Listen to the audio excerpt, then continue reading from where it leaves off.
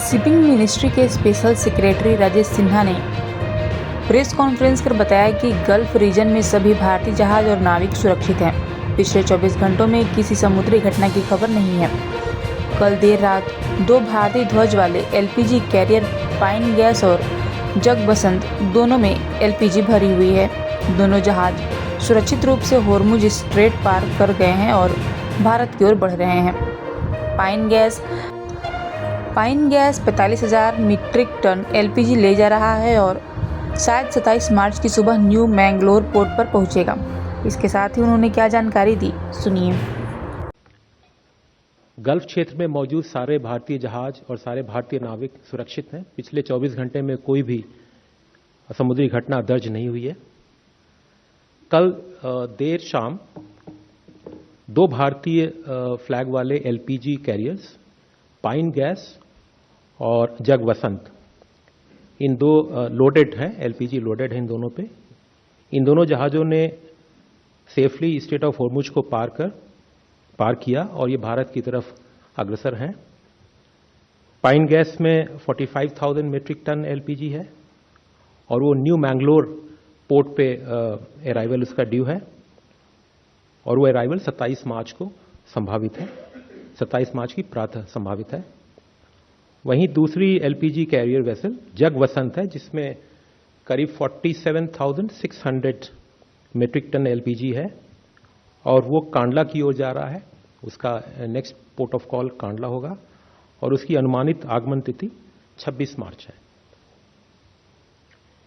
इस प्रकार इन दोनों जहाज़ों के पर्शियन गल्फ से निकलने के कारण अब पर्शियन गल्फ जो वेस्ट ऑफ होर्मुज है वहां पे 20 भारतीय फ्लैग के जहाज रह गए और उसमें 540 भारतीय नाविक हैं और इन सभी की सुरक्षा, उनकी देखरेख और समन्वय के लिए डीजी शिपिंग, आरपीएसएल एजेंसीज और हमारे मिशंस के साथ लगातार समन्वय बनाए हुए हैं। पिछले 24 घंटों में डीजी कंट्रोल रूम में 146 कॉल्स, 226 ईमेल्स प्राप्त हुए हैं जिनका रिस्पांस किया गया है। वहीं पिछले 24 घंटों में 26 भारतीय नाविकों को गल्फ एरिया से, डिफरेंट लोकेशन से, एयरपोर्ट से भारत वापस रिपैट्रिएट किया गया with the help of the Indian missions in those countries.